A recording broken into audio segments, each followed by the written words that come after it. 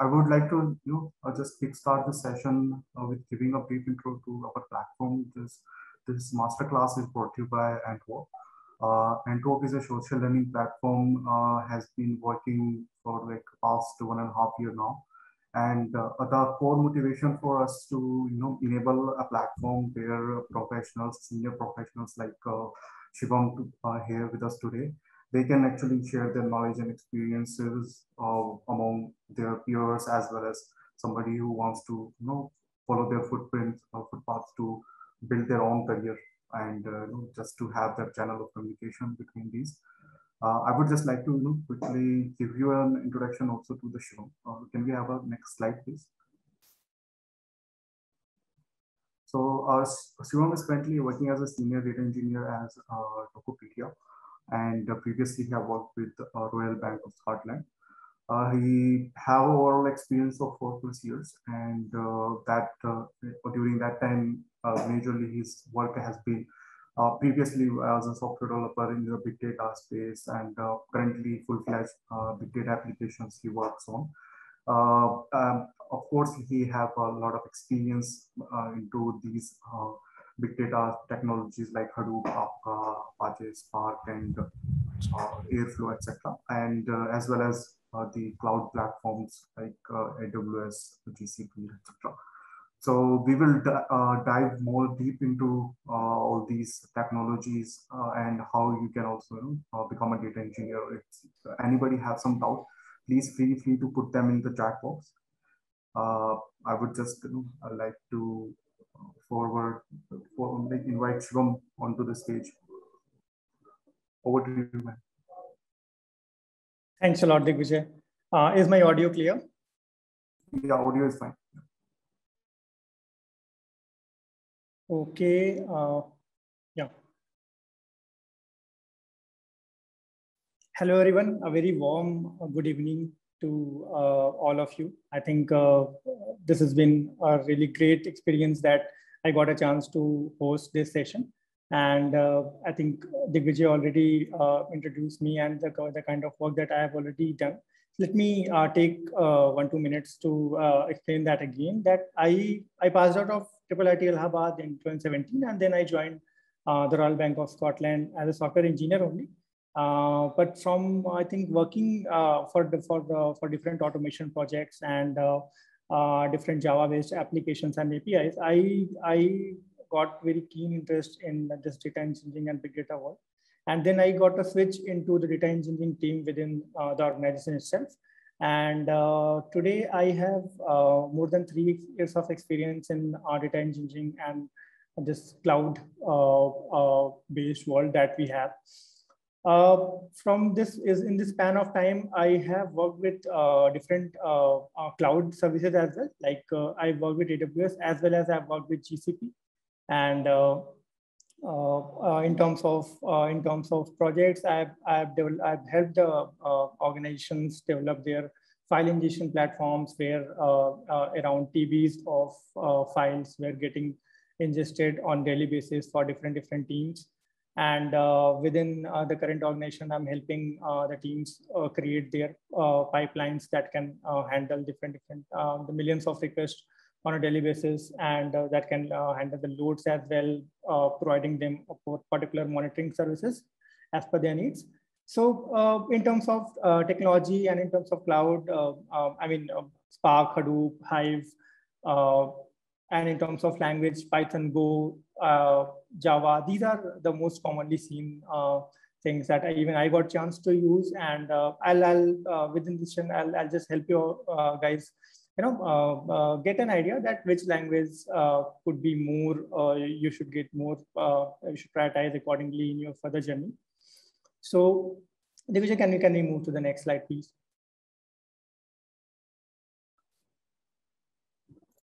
Okay, so meanwhile, I'm also running a poll I would like people to just give their answer. This is just to understand what kind of audience we have for this session.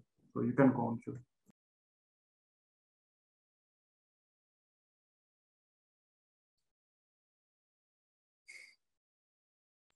You can carry on, Shiv, please. Sure. So basically, I think the agenda for today will be to help you guys understand the path that you can now take to do a smooth transition into data engineering world, and what are the gaps and what are the commonly made mistakes that I have seen, that I have actually made, and that I would like to highlight that you fellow people can just avoid those mistakes, and so that the process should be smooth. It should not take that much time that an ideal candidate think that it is not that easy.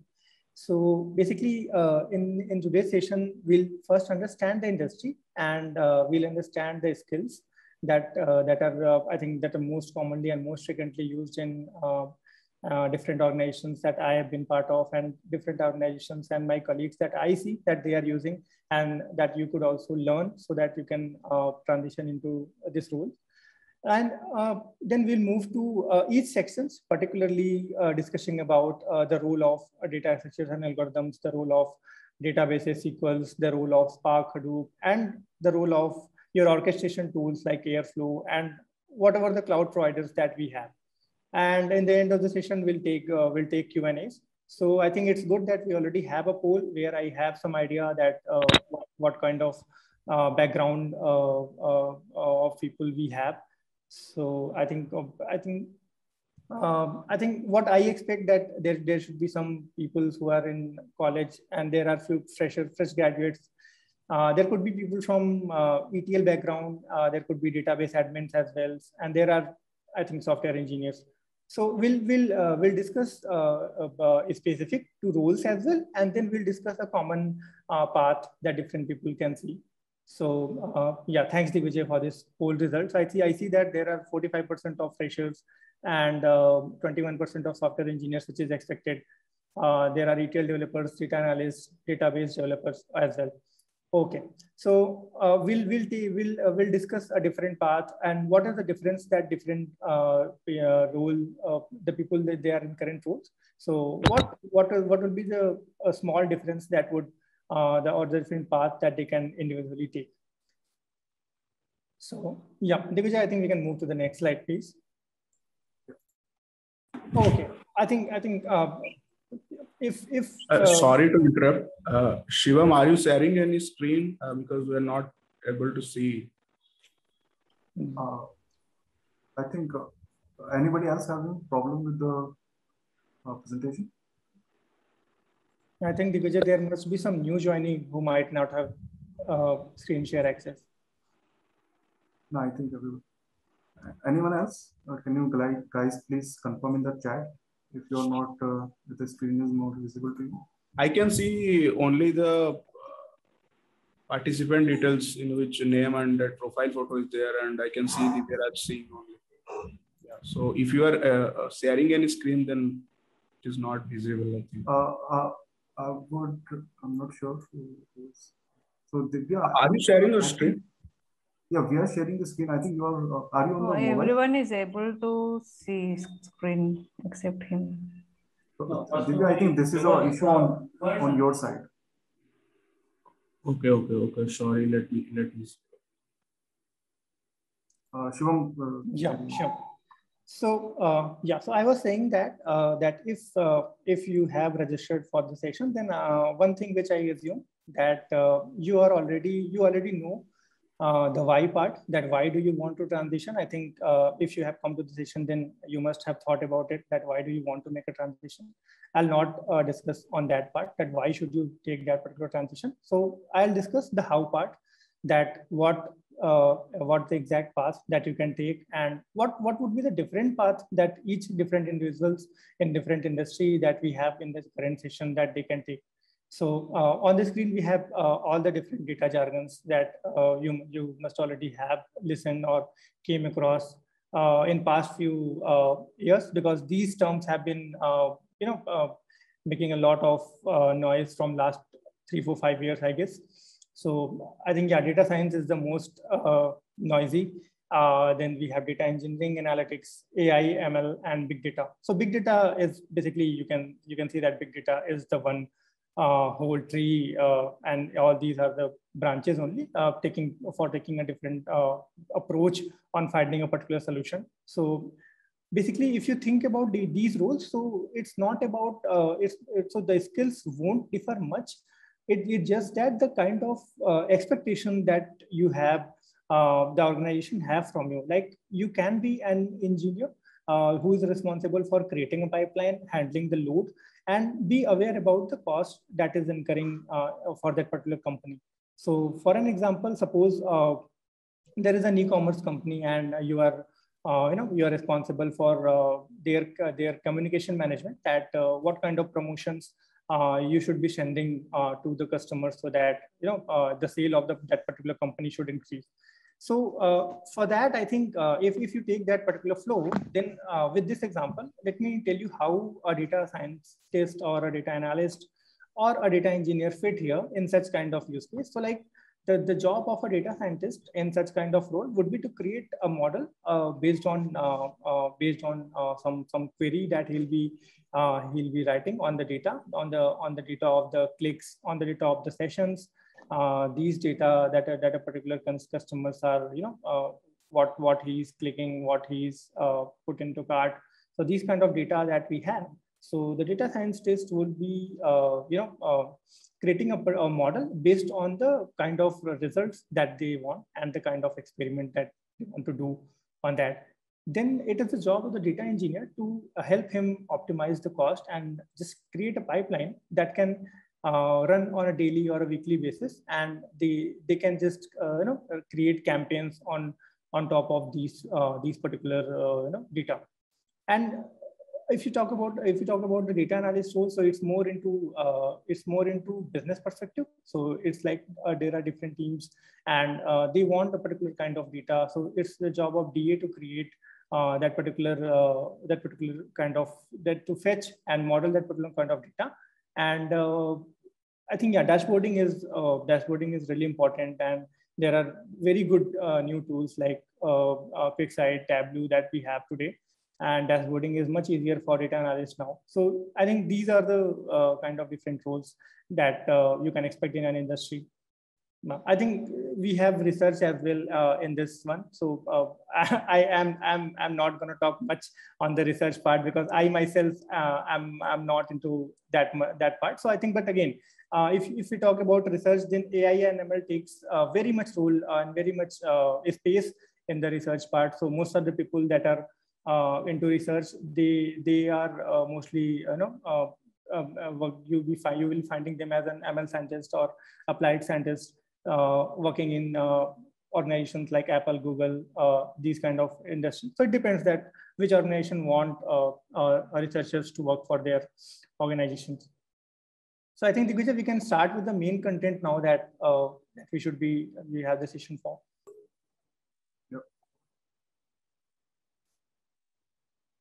Okay. So basically, you must have also heard that data is the new oil in current decade, and it is supposed to grow at a very large scale. And these kind of varying roles that you are listening to every day, and there are new kind of roles. I mean, you must not have heard about a data scientist role 5 years ago, but now these are data engineers, data scientists. They are a big name in the industry, and I think there is a gap in demand supply as well. So this is because there are organizations are moving into cloud, and they need engineers and they need scientists to model their data, to just enable their pipelines, and they need researchers as well, analysts. So if the kind of data that is generating, whether it's the batch data or a streaming data,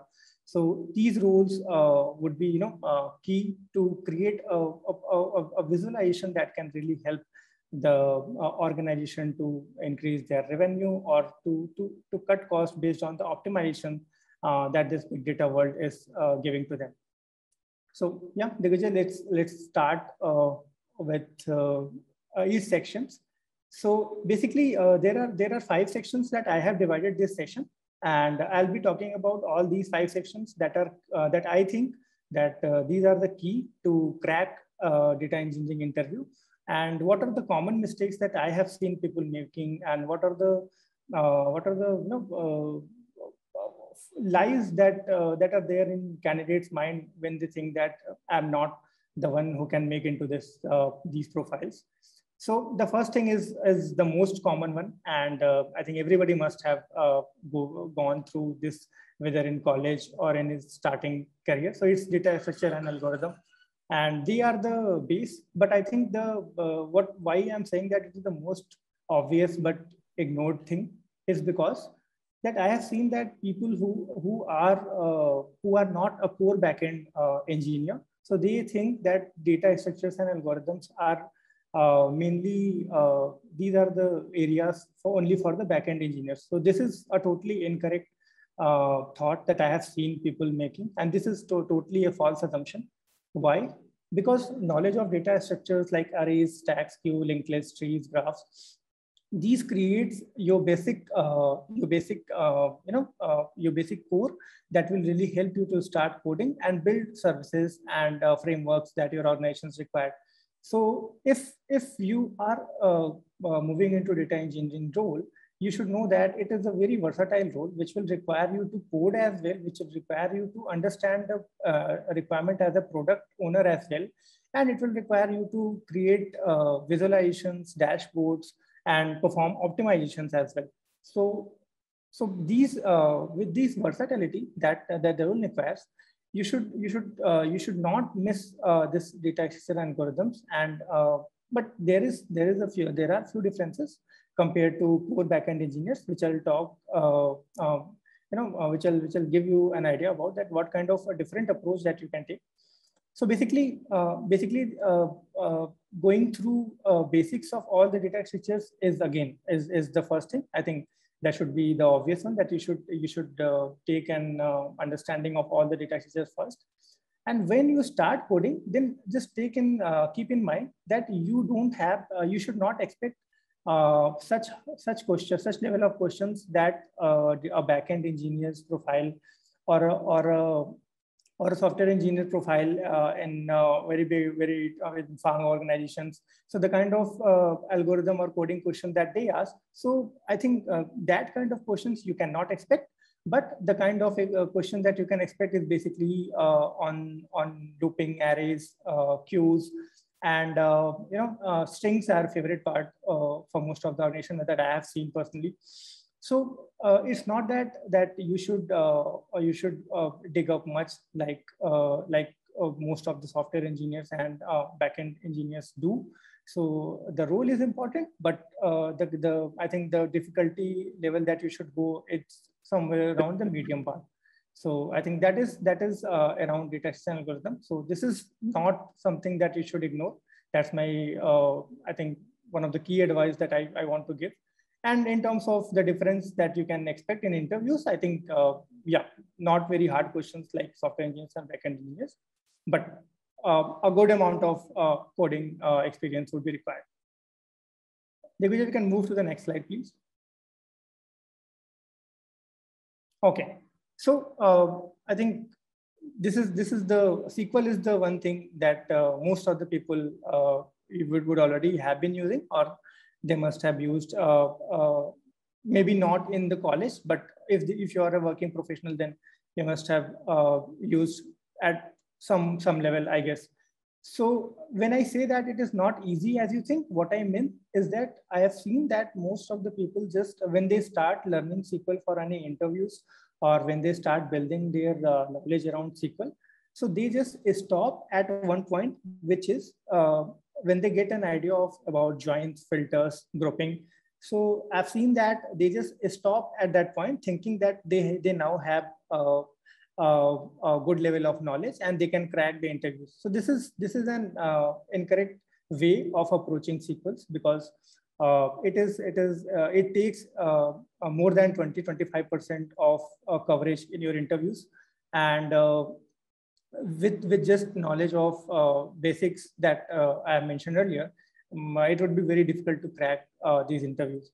So in terms of your preparation and in terms of your way of looking into SQLs, what I would suggest is that you should try to get into the optimization part. I am saying that because it directly impacts the cost. So basically, so for any use case, be it a model or be it any, if you're creating writing some query which is getting some data after joining from different tables, and it is and then you are running some pipeline to move that data, then the kind of scan your query will do, so it has a direct impact on the cost. So as a data engineer, your role is to reduce the cost, and your role is to optimize that particular query. And to optimize that particular query, you should have a good knowledge of nested queries, subqueries, and splitting the queries. So these are a few notes that you can take and you can practice. I personally have seen that LeetCode is one of the platform where there are good number of SQL questions that you can practice, and there are always some great articles that you can find on Medium as well. That would really help you to dig much. But the coming back to the mistake part that I have seen, so don't think that it is the easiest thing in your interview and you can just crack it with basics knowledge of SQL. So I mean, I think again coming back to then the hot thing which you must be hearing from last 3-4 years is NoSQL nowadays. So basically, so I mean, it's not that you should everybody in this session. I don't expect that they have experience in NoSQL, because it depends whether your organization is which kind of database that your organization is into and what kind of data that you want to query.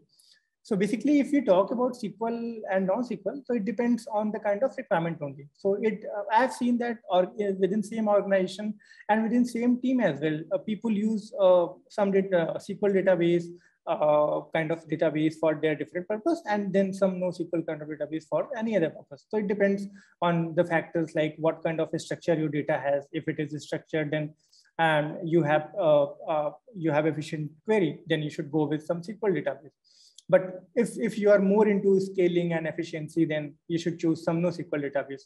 So what as in terms of a data engineering interview perspective, I don't think that any organization is gonna ask you questions related or any question where they would like to solve you something in terms of NoSQL. But I think in terms of knowledge part, you should, I mean, my favorite pick would be Bigtable, Cassandra, MongoDB. These are a no miss that if you're going for any data engineering, you're preparing for data engineering profile, or if you're going for an interview, you should have a good amount of idea on Cassandra, MongoDB, Bigtable, these things.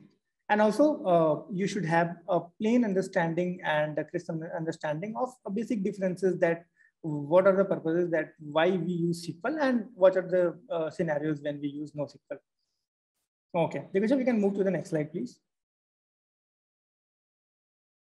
Okay, so basically Spark and Hadoop. So what I have seen that Spark and Hadoop is the base that most of the people start with. So whenever you are introduced to the big data world, you are first introduced to Spark and Hadoop. Why is that? Because most of the organizations which have started to use the big data and which have started to handle the large volumes of data that their organization have, they start with some Hadoop cluster, and then they start with processing their data with Spark only. It's because Hadoop has been in the market since very long. It's a common word that or that's on everybody. And there are data replications and handling of data whenever there is automatic recovery of data. So these things that Hadoop already provides, and on top of HDFS, we can store the data as well. And with Hadoop, there comes a lot of other things. So it's like we have HBase, Uji, Hive. So if you have used it, then you must have an idea that most of the people, when they use Hive, they either save their location tables to either AWS S3 or any HDFS location. So if you have some idea, then I think in terms of preparing for a data engineering interview, you should not focus on on getting hands-on, because these things are not available free to use on internet, and you can just create some cluster and you can practice. So what I would suggest, that if you are in an organization and you want to start into these with these things, then I personally think that it's easy to find some team which is working in big data, and you can just check with team whether you can work or help in some other project. But if you are preparing for data engineering interviews and you are preparing for data engineering profiles, then I think a good amount of theoretical knowledge around optimization techniques that we have in Spark, like how do we handle skewed data, and what kind of techniques that we can apply so that the query and the query time and the kind of sharding that we can do, and whatever the parallel processing things that we have available in Spark. So you can dig into these things, and that would be enough for your interviews. And I think in terms of Hadoop, HBase, and Hive, I think there is a very restricted number of things that could be asked in an interview, and that you could theoretically learn in these things, because these things are more better learned when you have some hands-on experience. And I think I would suggest that if you could find some team which have some productionized data, then it's the best thing. That if you get to work with some production data, then learning Spark and Hadoop would be very much easier, and it would you really won't need to go into 10 number of articles to find those things. Okay, I think we can move to the cloud one. Okay, so yeah, this is my personal favorite in terms of data engineering transition. So why I'm saying that this is the missing piece, because you can the only way to get accustomed to these things in a productionized manner is dependent on your organization using it. So but there is a catch, that all these cloud providers, they provide free accounts, free developer accounts that you can create, and you can go through their services, you can practice. So whenever you see that what are the cloud providers that we have, don't think about that which cloud certification or which cloud that I should start. I mean, in terms of revenue and in terms of the growth, I think there is a race that is going on between these three cloud providers, and I think there is no such thing that whether I should go for all three or whether I should learn few. I think it depends on your choice. Any one cloud experience is enough to help you into a data engineering interview or switch into a data engineering profile. And also, I think in terms of certification, if you think that whether certification is a must, so I won't say that when I go through some profiles, I reject candidates based on their cloud experience. So it's good to have, but it's not something which will cut short your profile from any application. So if you want, but it's good to have, and it is very easy to learn as well. You can simply go to the cloud provider websites, and you can create free developer accounts and check and get hands-on with their services. And in terms of certifications, I think AWS Associate Cloud Developer certification is easy to crack, and you'll get a good amount of knowledge on all the services that AWS provides. Similarly, for Google, we have Associate Cloud Engineer and Professional Cloud Engineer certifications. So you can check out those. I personally find that GCP certifications are quite difficult to crack, but AWS certifications are good. You can crack them in, I think, good amount. I think around 2 months time is enough to crack this. But again, it depends on the kind of practice that you have made. So coming to the question, like what kind of questions you can expect. So I think if you are going into an interview, so the questions will be only expected if you have some organization level experience in cloud. So the kind of question will be to judge you on the basis of the services and in terms of design. So if I have to say some examples, so like if you have to create some app and the app should enable some, the app should have some data storage, and it should have limited access to few people that your organization has listed down. And there should be load balancing with the number of requests that an app is getting. So if such kind of design level question is coming to your data engineering interview, then you just need to have a good amount of idea on the services that these cloud has provided, and you need to just understand that how will you create a big architecture using all those services, so that there could be an application or a framework that could be built upon. So to go through that, I think there are free sample examples and some real life examples available in AWS and GCP websites that you can check. So I think talking about GCP, I've seen that GCP, in GCP, whichever organization which are using their services, they have some test cases and they have some use cases example that you can go through and understand that how any other organization is using their service. Okay, I think we can move to the last section. Yeah. Okay, so Airflow is the orchestration tool, and this is used for scheduling your job and managing the flow of your job. So why I say that it is a lifesaver, because people who are familiar with Airflow, I think they already should be knowing that why is a lifesaver.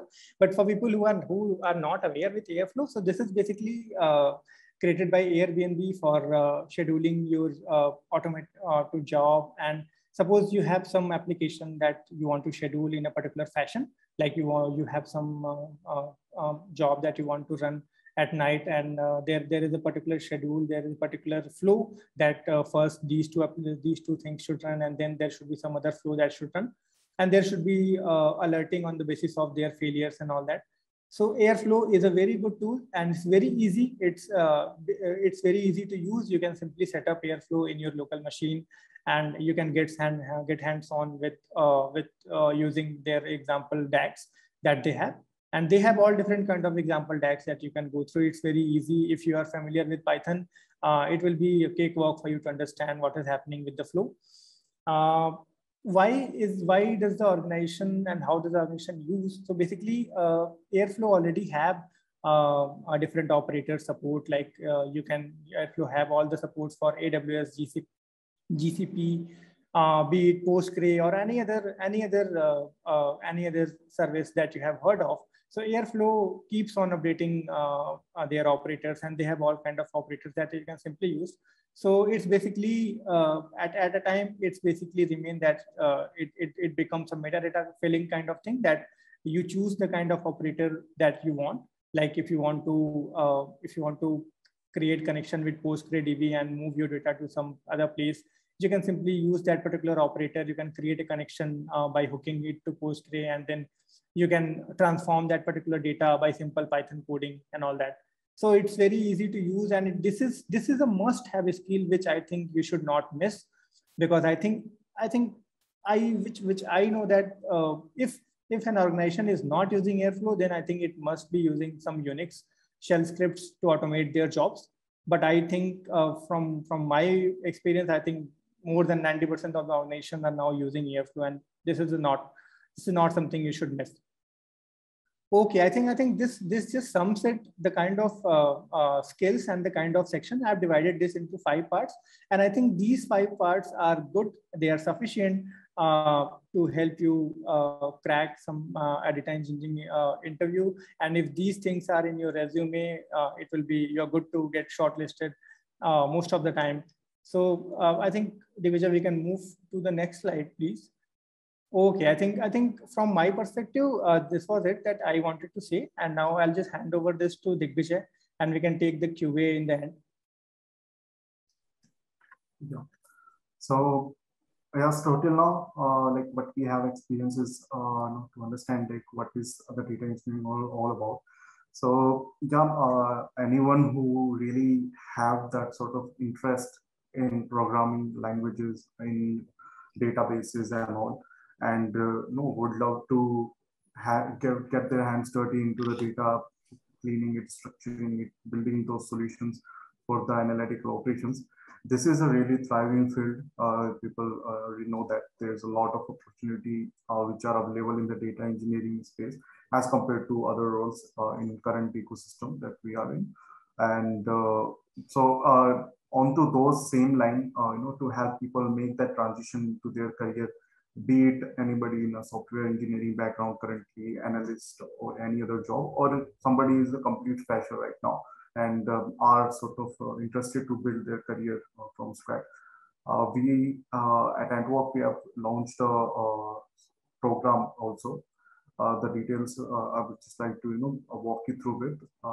So this is a complete 16-week program where the classes are conducted live and are delivered by industry experts themselves. So throughout the program of the 16-week, you will get to interact with some 8 to 10 industry experts who will be taking up different modules.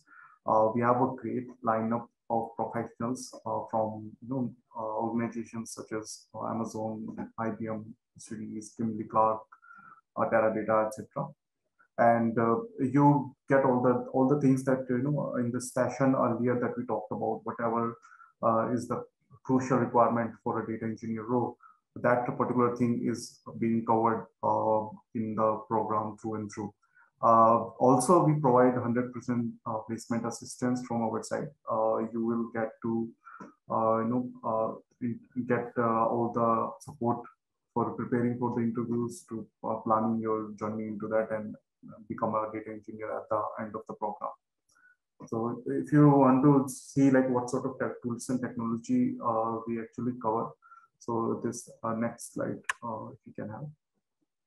So we start with Python and SQL basics, then move on to other databases like MySQL and Postgres and all. Then we have Hadoop and ecosystem, where we talk about all the Hive and HBase and everything. Then on top of it, you will get introduction to the Azure Cloud Platform and use those services like data lake and data warehousing and all. And also the Spark is something that you will be learning over the Databricks environment. Then on topping that, there would be some real-time streaming solutions also, which will be present. So that's a brief overview of. There are like a couple of more topics also, but yeah, this sort of summarize what this course or this particular path is to follow. You can also use this, on this slide as your own learning path, like how you can actually get started and build the career. At this point, we have covered like whatever we planned for the session. If anybody has some sort of questions they would like to ask Shivam directly, please feel free to do so.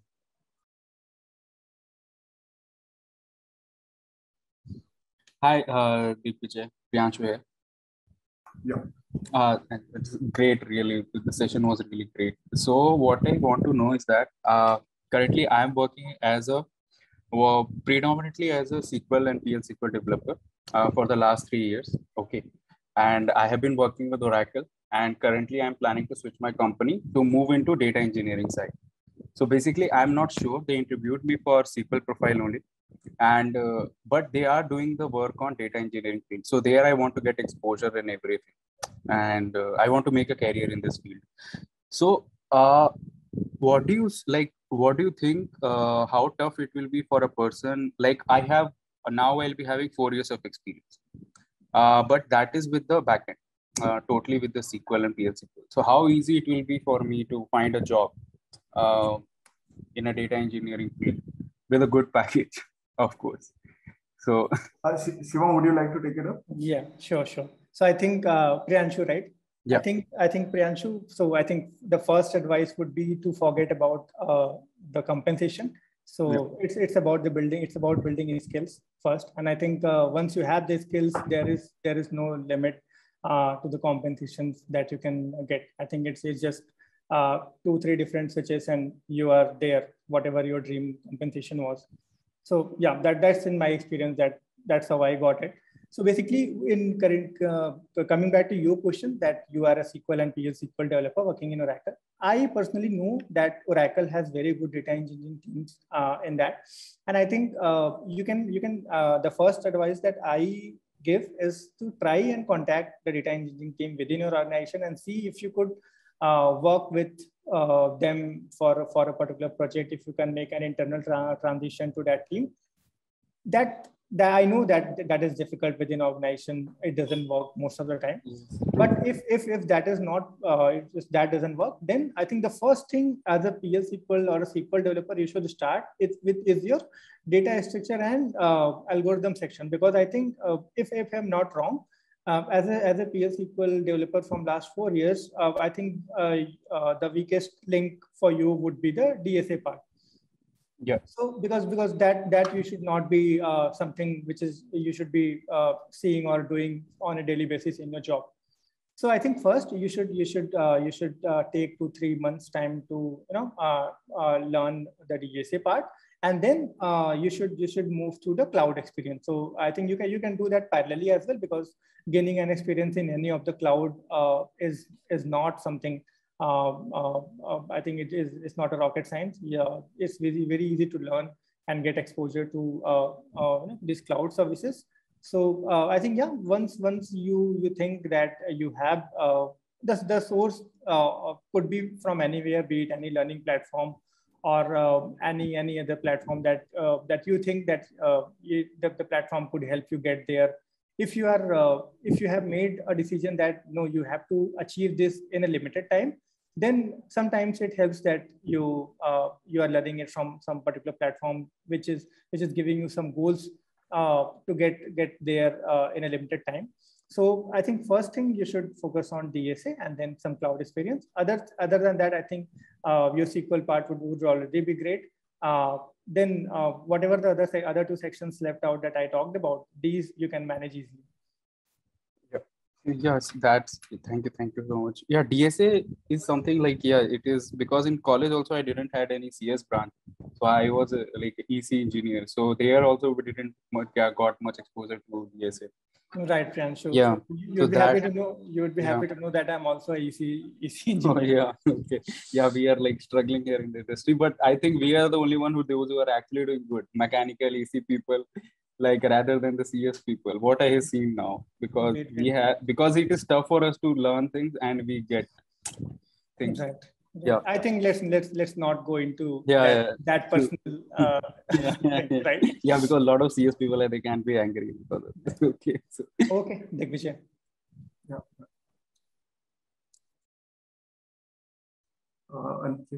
Anyone else? No. So, Digvijay, sorry, my one question got remain unanswered. That experience level, how much does it matter? Like, suppose if someone is 7 years and now he wants to move to data engineering, so how the industry will look at that guy?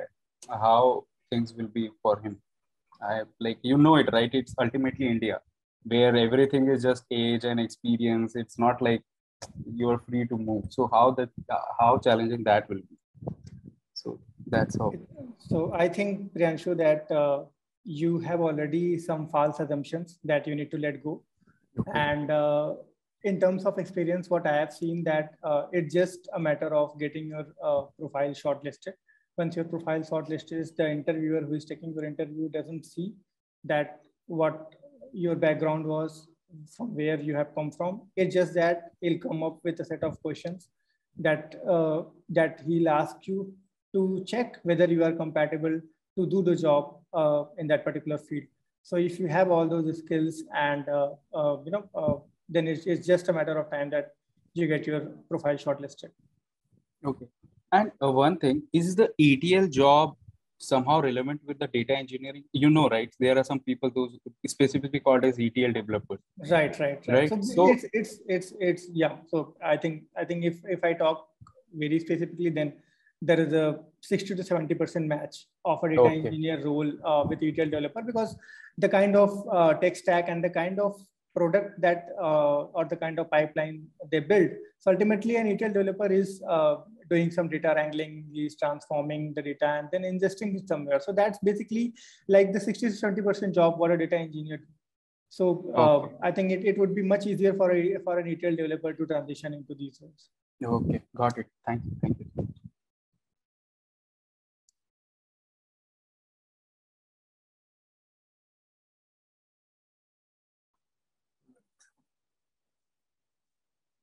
Anyone else have some doubt or something that they would like to share?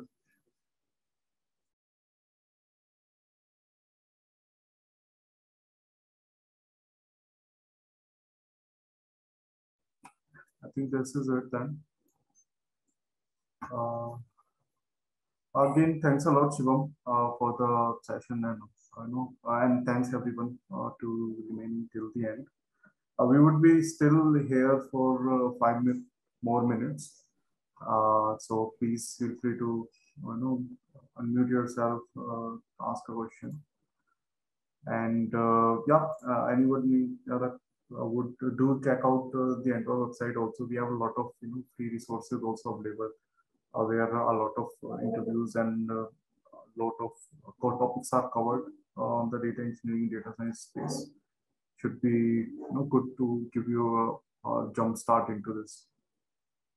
Again, yeah, thanks a lot, folks, for the joining this Thursday evening.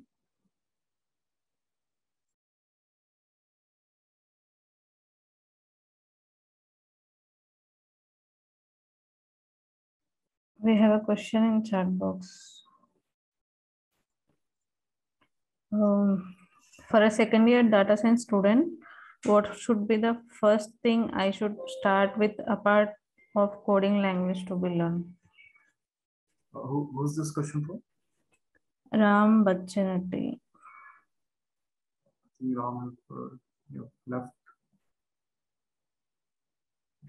Ram is there.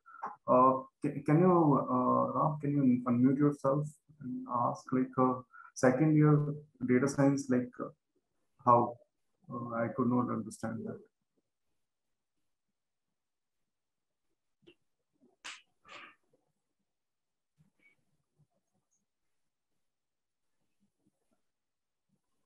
He might not be able to hear us.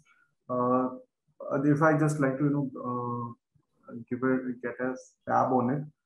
Anyone who is currently just studying and all in college, maybe doing their masters or something.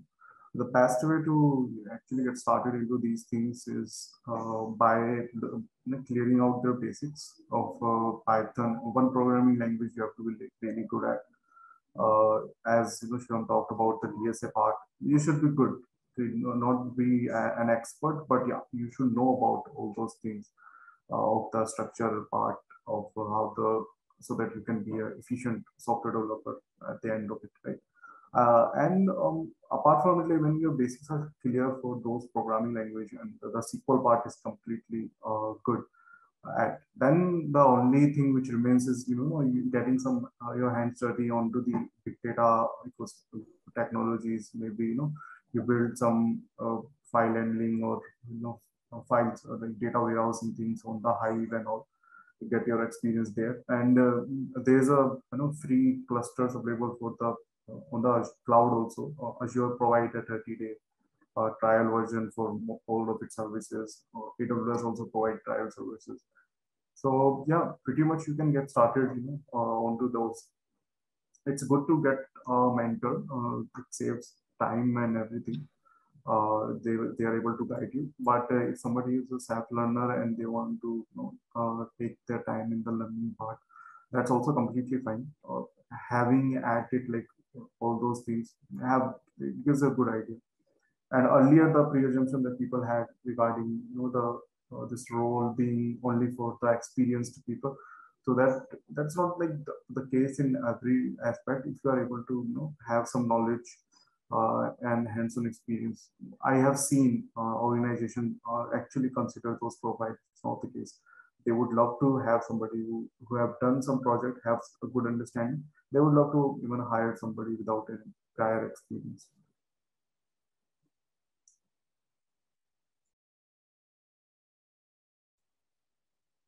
So yeah, I guess that's a end of the session. Might not. So thanks folks again for the joining. Yeah, I think we would.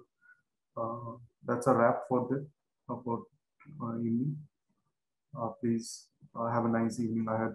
Shivam, again, really appreciate you doing this.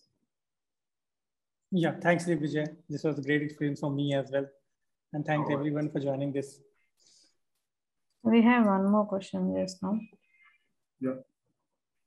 I'm currently a second year college student, and next month I will do my first ever internship as DE. Any specific recommendation for me prepare to myself so I can nail the transition and contribute as well? Yeah, Shivam. I didn't get the last part. So he's a first year or second year student?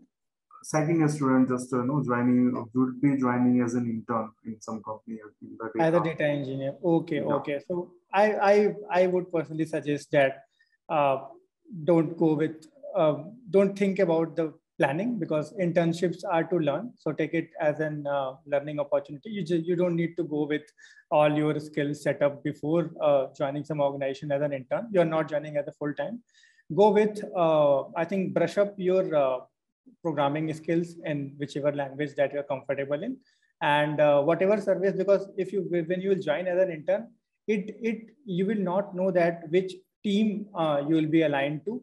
So it might happen that whatever skills that you have gets 100% match with the team, and it might have that there is not more than 20% match of what you already know with the teams, because there are teams that sometimes you find a primitive team who is working on some very old technology like Teradata and all that.